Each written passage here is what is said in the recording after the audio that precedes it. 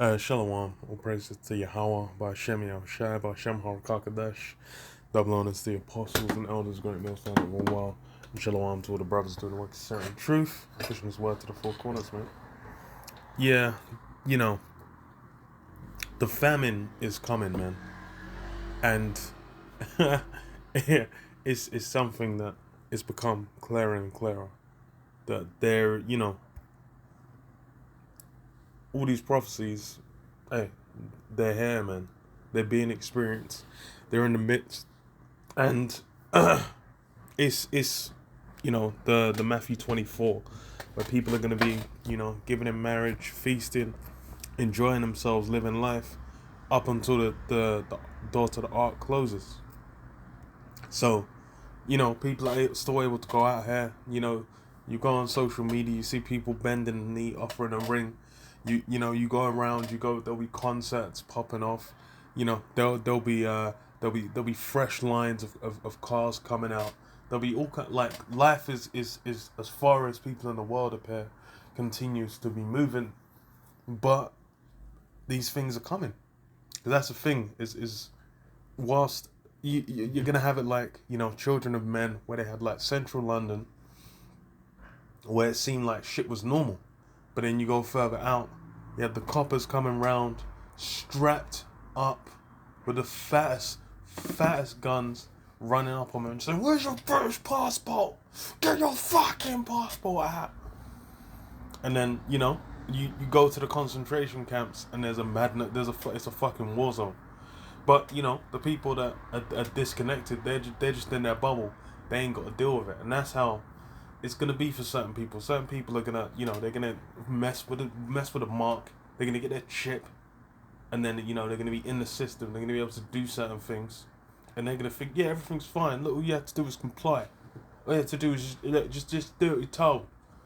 But hey, in reality, that hell's gonna come. They're gonna taste, worse of the judgments, man.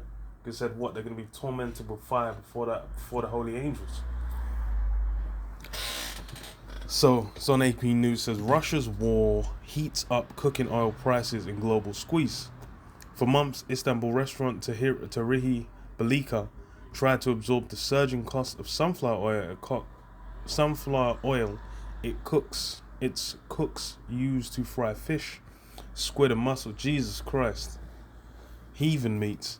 But in early April, with oil prices nearly 4 times higher than they were in 2019, the restaurant finally raised its prices. Yeah, every fucking blood clot price has been raised already, and they ain't stuck. Like, it's not even hit the point where they're gonna stop rising, because these like you said, these things have been going up. It's like month on month, the shit's going up by like 9, 10%, 6, 7%, month on month. So it's peak. It's fucking legendary. People are people are really said, let's wait a bit and maybe the market will improve. Maybe prices will stabilize. Yeah, they're stabilizing on a ascent, man. But we saw that there is no improvements, said Masun Akhtar's, a waiter and cook at the restaurant. The customer cannot afford it. Global cooking oil prices have been rising since the C-19 pandemic began for multiple reasons, from poor harvests in South America to V-related labor shortages and steadily increasing demand from the biofuel industry. Yeah, biofuel. It's actually funny because like the sheer volume of like great grains and shit that goes into like biofuel is actually huge. You see like the fields. I think in like near, where is it? Is it in California? I can't remember. But I saw like a diagram of like how many of the fields, and it's like they're allocating. It's like fucking 40% or some shit of stuff that's grown is going to biofuel, which is, I'm just like, bruh, like this shit out here is wild. It's like the shit is bugged. The way Esau runs his shit is a mess.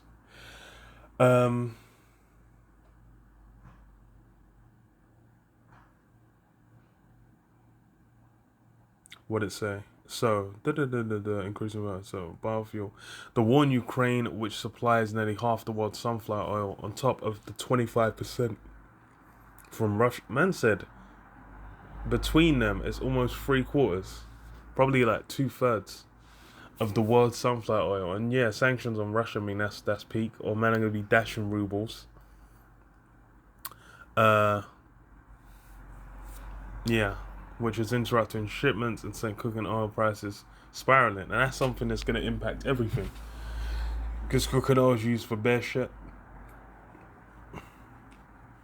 Is the latest fallout to the global food supply from Russia's war, another rising cost pinching households and businesses as inflation soars. The conflict has further fueled already high food and energy costs, hitting the poorest people hardest. The food supply is particularly at risk as the war has disrupted crucial grain shipments from Ukraine and Russia and worsened a global fertilizer crunch that will mean costlier, less abundant food. The loss of affordable supplies of wheat and barley and other grains raises the prospect of food shortages and political instability in Middle Eastern, African, and some Asian countries, where millions rely on subsidized bread and cheap noodles. Yeah. See, now the funnier thing is they're mentioning, they're mentioning the second and the third world, bro. It's gonna be felt in the first, because the prices are gonna go up. People are gonna agitate. Man in France, well, their man, like they never need an excuse to riot.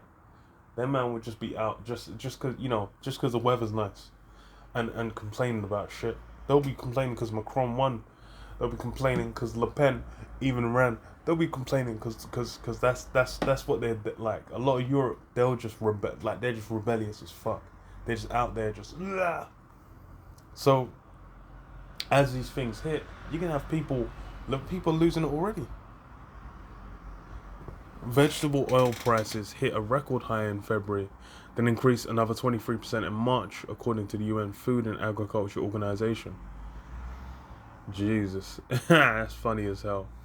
Soybean oil, which sold for $765 per metric ton in 2019, was averaging almost $2,000 per metric ton in March, the World Bank said. Palm oil prices were up 200% and are set to go even higher after Indonesia, one of the world's top producers, bans cooking oil exports starting Thursday to protect domestic supply. Through as hell. All kinds of through. That's how peak it is, man. Because, bruh, that's the thing is, like, it's not, the full impact hasn't been felt. Because when it hits a certain threshold, then people will stop exporting. And that's the thing. It's like, that's why people are talking about Africa, they're talking about Middle East, they're talking about Asia. I'm like, bro, the UK, London, London town, the UK, the United Kingdom, is a fucking island. It's an island nation, imports a shitload. There's a wide variety of products that you're not able to get your hands on this soil, like just through being here. So when these things stop getting exported, or the prices skyrocket, or a limited amount gets exported, then those things are going to start impacting. People are going to start losing their shit. Some supermarkets in Turkey have imposed limits on the amount of vegetable oil households can purchase after concerns about shortages sparked panic buying. Some stores in Spain, Italy, and the UK also have set limits. German shoppers are posting photos on social media of empty shelves where sunflower and canola oil usually sit. In a recent tweet, Kenya's main power company warned that thieves are draining toxic fluid from electrical fucking hell.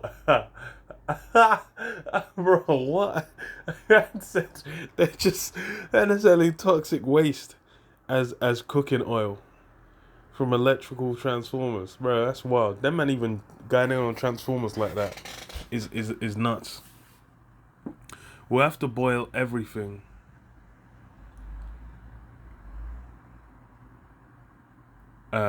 We'll just have to boil everything now. The days of the frying pan are gone, said Glodina Nyoni, scanning prices in a supermarket in Harare, Zimbabwe. I'm like, bro, Zimbabwe, I'm like, how did y'all even... I'm like, what even... Is Zimbabwe even an economy? God, Zimbabwe's been told like, bro, that shit's been toast from when I was fucking like 14, bro, with their 5 trillion Zimbabwean dollar bread and shit. Uh, where vegetable oil costs have almost doubled since the outbreak of the war. A 2 liter bottle now costs up to $9. Emi Wati, who runs a food store in Jakarta, Indonesia, said she needs 24 liters of cooking oil each day. She makes nasi kapau, traditional mixed rice that she serves with dishes like deep fried beef jerky. Since January, she's had trouble ensuring that despite 24 liters a day, yeah, her business is done. And what she does is buy more expensive. And what she does buy is much more expensive. Profits are down, but she fears losing customers if she raises prices. Bro, that's the thing, it's peak. Because the prices are going to go up, and everyone's prices are going to go up. And people are going to start getting fucking antsy.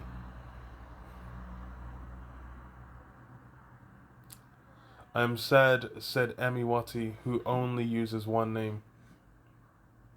It's kind of hilarious. We accept the price of cooking oil increasing, but we cannot increase the price of the foods we sell. The high cost of cooking oil is partly behind recent protests in Jakarta, Indonesia. In Jakarta. Indonesia has imposed price caps on palm oil at home.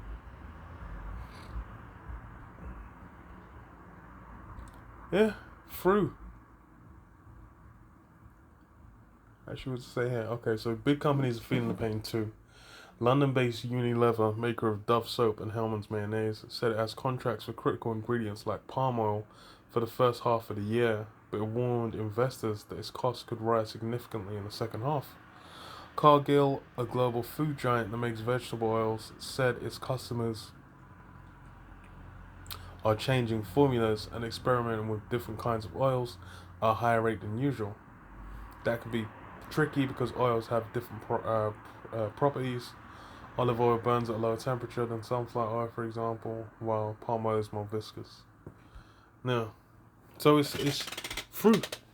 And that's the thing. This is another thing. It's like with the wheat price being impacted, then that just impacts a wide range of what's it called? A wide range of products. It's not just what do you call it? It's not just like bread. It's not just wheat. It's not like you're gonna go and just buy wheat. That's gonna be in various different restaurants, various different places where you'd go and buy shit. So it's fucked. You know, this thing is not it can't be avoided. And that's the thing is people have been in their minds, in their heart of hearts, thinking like, oh yeah, you know, we're just like they're not bearing it in mind. They don't give it any weight. Jeremiah 14. From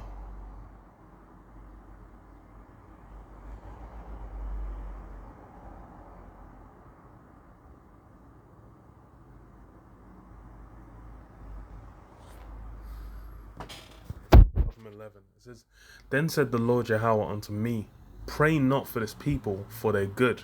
When they fast, I will not hear their cry, and when they offer burnt offering and an oblation, I will not accept them, but I will consume them by the sword, and by famine, and by pestilence.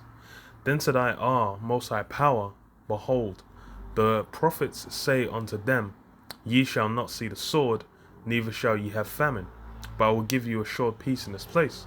Yeah, that's the thing that is said within society a lot. A lot of things Esau says, like, he's like, okay, you know, we're going to manage this. His whole society is meant to be like, oh, you know, through his utilization of you know, science and whatnot, he's then able to just be like, okay, yeah, I'm gonna make sure everything's gonna be cool, everything's gonna be blissful. It's gonna be peace and love, you know, for all times. Which is BS. That's BS. Like that's what everyone's out here thinking. They're thinking that Esau's thinking his house is gonna continue forever. Everyone out here is thinking Esau's gonna remain ruling over this place forever. But it says what? Then said I, Most High Power, behold, the prophets say unto them, we shall not see the sword, neither shall we have famine, but I will give you a sure peace in this place. Then the Lord Yahweh said unto me, the prophets prophesy lies in my name. I sent them not, neither have I commanded them, neither spake unto them. Yeah, there's hella people out here lying, talking shit, because in reality, what we seeing before our very eyes, the famine's in the works. It's fucking cold, man. It's gonna be peak, man. It's gonna be peak. People are really not, like, the mindset wise, all they're doing is just they're gonna be clamoring to Esau, please, take away our reproach. That's all they're really gonna be trying to do.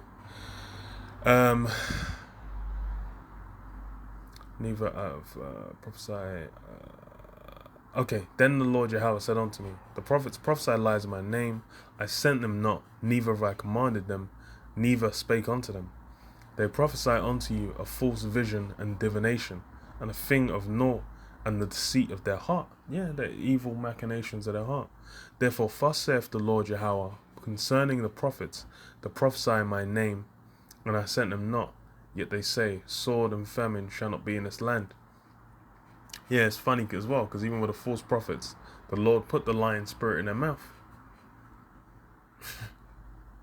Like with Saul, man, when he had the righteous spirit taken off him, and then had the wicked spirit put on him to bug him out.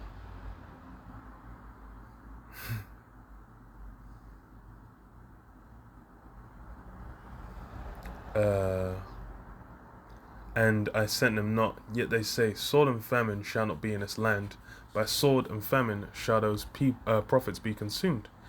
The people to whom they prophesy shall be cast out in the streets of Jerusalem because of the famine and sword, and they shall have none to bury them, their wives, nor their sons, nor their daughters, for I'll pour their wickedness upon them. Yeah.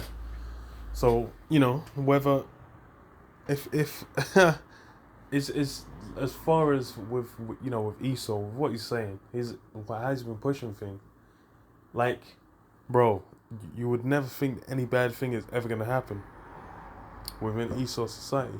Everyone out here is in the mindset where they're, and they look to Esau. Esau is the power that they look up to. He's the one they're looking to for all answers. And in the means, like, what's going on? What's really happening? Is everything is crumbling within the society. It's like, bro, people are going to be getting fucking shafted. The food prices are going to be a madness. The thing is even if the war ends, like, there's still, even let's say Ukraine was to roundhouse kick Russia, and then Russia just like, okay, we're going to give up. Russia still got sanctions on them, and that whole area. How likely is it how likely is it to immediately begin, start producing shit and be able to sell? That's a myth. Like, it's fucked. Those implications are already being felt, and the knock-on effects of it, of like people not having access to certain things, that's going to be felt for a while.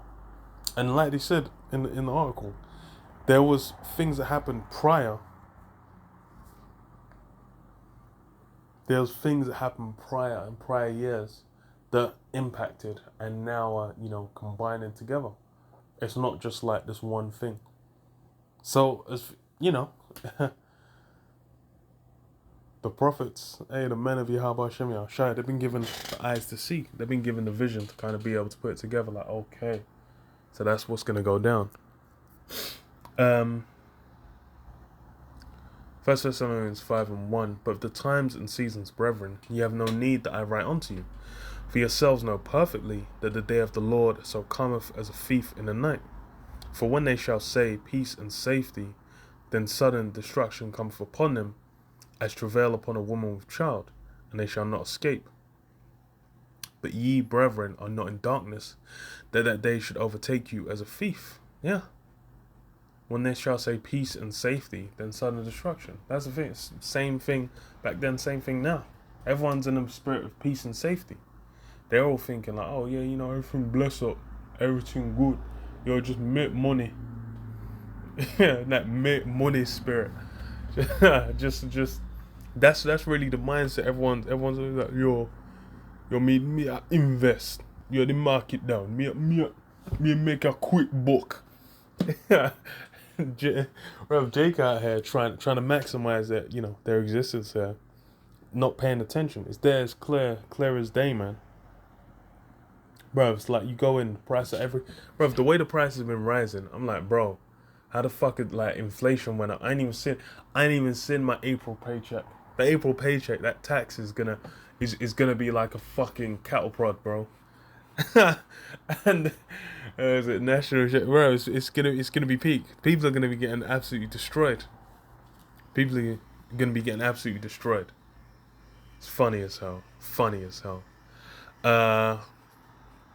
But ye brethren are not in darkness, that the day should overtake you as a thief. Ye are all children of light, and the children of the day. We are not of the night, nor of darkness. Therefore, let us not sleep as do others, but let us watch and be sober. Yeah, that's why we're watching. We're seeing it's like, hey, having the gas supplies cut off to Bulgaria and Poland from Russia from today. These men are fucked.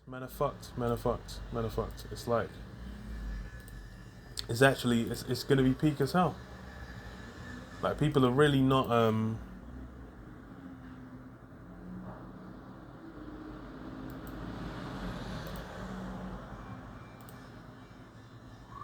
people really don't know what they're in the midst of. Because it's they're really gonna get caught, caught with their pants down, and it's through the spirit. Jesus. For they that sleep in the night, and they that be drunken are drunken in the night. But let us who are of the day be sober, putting on the breastplate of faith and love, and for an helmet the hope of salvation. For the Most High hath not appointed us to wrath, but to obtain salvation by our Lord Yahushua HaMashiach, who died for us, that whether we wake or sleep, we should live together with him. Yeah. Yahushua has basically given us the oil, the means to, to even be able to be aware of what's going down. And then as such, what? We then can know, like, yeah.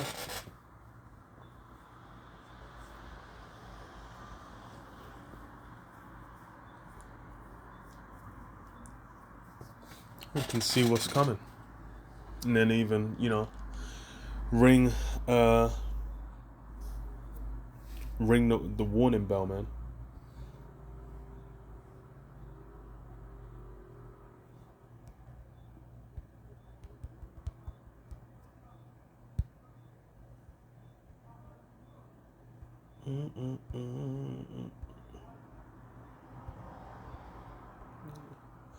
Isaiah 62:6. I have set watchmen upon thy walls, O Jerusalem, which shall never hold their peace, day nor night.